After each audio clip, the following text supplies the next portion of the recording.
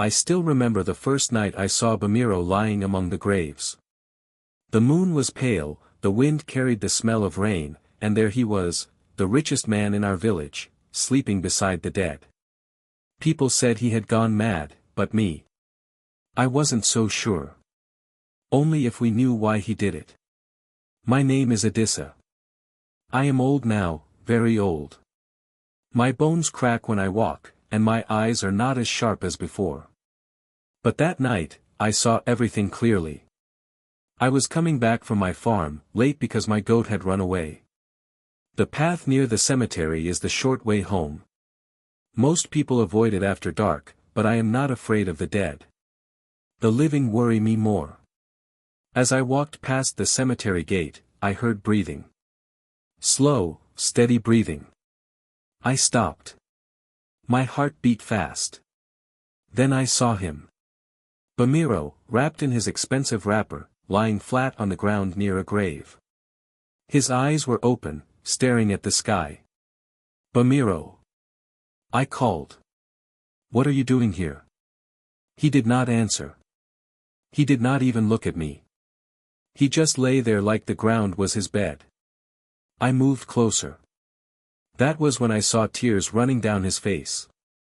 Not the tears of a crazy man. These were the tears of a man carrying heavy pain. I did not disturb him. I walked home quietly. But sleep did not come to me that night. You must understand who Bamiro was before all this happened. He was not born rich. No, not at all. His father was a poor farmer who died young. Bamiro grew up hungry, wearing torn clothes, working on other people's farms for small money. But Bamiro was smart. Very smart. And he was friends with Tawuda. Those two were like brothers. They did everything together. They farmed together, ate together, and made plans together. They promised each other that one day, they would both be rich men. When they were young men, they started a business together. They bought yam and palm oil from farmers and sold them in the big city. The business was good. Money started coming. One day, a very rich man from the city came to our village. His name was Chief Adeyemi. He wanted to buy a large piece of land to build a warehouse. He said he would pay plenty money, enough to make the seller rich for life. Bamiro and Tawuda owned that land together. They had bought it with their business money. It was their biggest property. Chief Adeyemi offered them a huge amount. But there was one problem. The chief wanted to deal with only one person, not two. He said it was easier that way. That was when trouble started. Bamiro went to meet the chief alone. He did not tell Tawuda. He told the chief that he was the only owner of the land. He showed fake papers. The chief believed him and paid all the money to Bamiro. When Tawuda found out, he was destroyed. He confronted Bamiro in the village square. Everyone was watching. Tawuda was shouting, crying, begging. We are brothers. How can you do this to me? Bamiro looked at him with cold eyes. Business is business, he said. If you were smart, you would have done the same. Those words broke Tawuda completely. After that day, Bamiro became richer and richer. He built a big house with an iron gate. He bought more land. He married a beautiful wife. People respected him. When he talked, everyone listened. He became a chief in the village. His word was law. But Tawuda fell into poverty. He had no money to continue the business alone. He tried other things, but nothing worked. People saw him as the man who lost everything. Shame followed him everywhere. He became thin. His clothes were rags. He walked with his head down. Some people gave him food out of pity. Bamiro never helped him. Not once. 5 years after the betrayal, Tawuda died. He died alone in a small, leaking hut. No wife, no children, no money for a proper burial. Some kind villagers put money together to bury him in the cemetery. His grave was simple. Just a wooden cross with his name. Bamiro did not attend the burial. People talked, but he did not care. He was too big, too important. Why should he mourn a poor man? But something strange happened after Tawuda was buried. Bamiro changed. Slowly at first, then more and more. Bamiro stopped coming to village meetings. He who used to talk the most became silent. His wife said he was not sleeping well at night. He would wake up shouting, sweating, calling Tawuda's name. He stopped eating good food. He gave away money to beggars, something he never did before. People thought maybe he was sick. But the village healer said there was nothing wrong with his body. Then came the night I saw him in the cemetery. And it was not just one night. After I saw Bamiro that first night, I told my wife. She told her sister. Her sister told the market women. Soon, the whole village knew.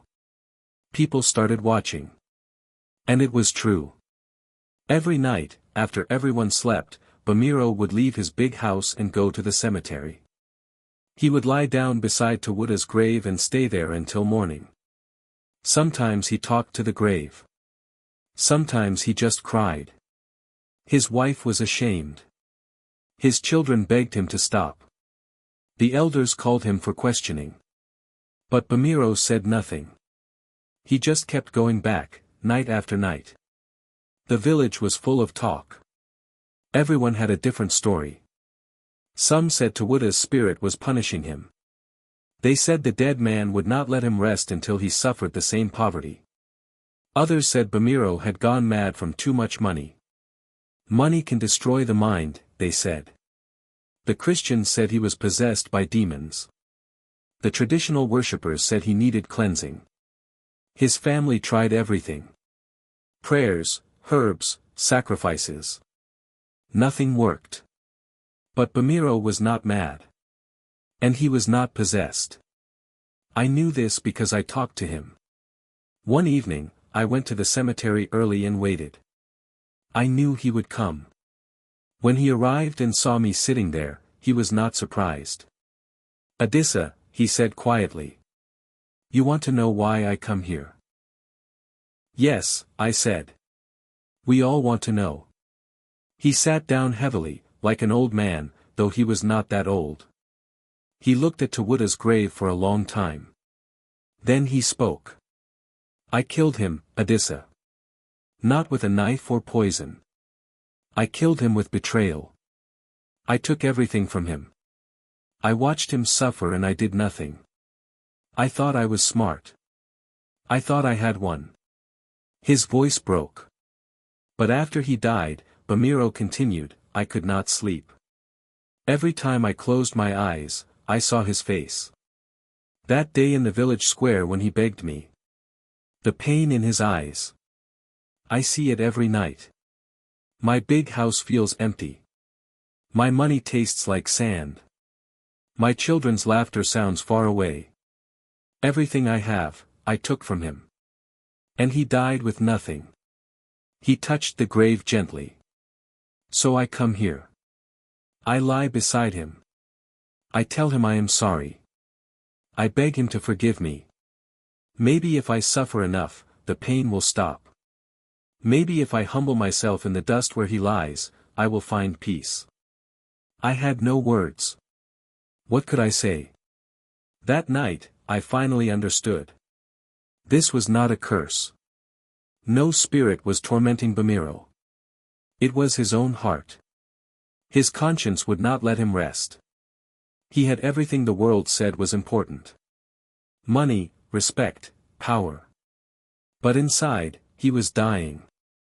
The guilt was eating him alive. And the only place he felt he could talk to his friend, to ask for forgiveness, was beside that grave. Does it help? I asked him. Does coming here give you peace? He shook his head slowly. No. But I must keep trying. I owe him that much. We sat there together in silence until the sun began to rise. I am old, but I am not wise enough to keep such things to myself. I told the elders what Bamiro had confessed. They called a village meeting. Everyone came. Bamiro stood before them and told his story. He confessed everything. How he cheated Tawuda. How he watched him suffer. How he never said sorry while his friend was alive. Some people cried. Others were angry. His wife covered her face in shame. But Bamiro stood there and took it all. He said he deserved their anger. He deserved everything. Then he did something nobody expected. Bamiro announced that he was giving away half of his wealth. Half would go to Tawuda's distant relatives who were also living in poverty. The other half would be used to build a school in the village, named after Tawuda. He moved out of his big house. He built a small hut near the cemetery. Not inside it, but close enough. He said he would live there for the rest of his life, so he would never forget what he had done. People did not know what to think. Was this enough? Could money repair what was broken? Could a school bring back a dead man? But Bamiro was not trying to buy forgiveness. He knew he could not. He was trying to live with what he had done. I am old now, very old. Bamiro is gone too. He died in that small hut, still carrying his guilt. On his last day, he asked to be buried next to Tawuda. The elders allowed it. Now they lie side by side. The betrayer and the betrayed. Two friends separated by greed, reunited by death. We all thought Bamiro was cursed. But now I know, he was only chasing the kind of peace money can never buy. Sometimes, it is not the dead who haunt us, it is our own conscience. I tell you this story so you will remember, no amount of wealth is worth losing your soul. Treat people well while they are alive. Say sorry before it is too late. Because some wounds, even death cannot heal. The richest man in our village died poor in spirit. Let that be a lesson to us all. If this story touched your heart, don't forget to like, share, and subscribe for more powerful African stories with real lessons.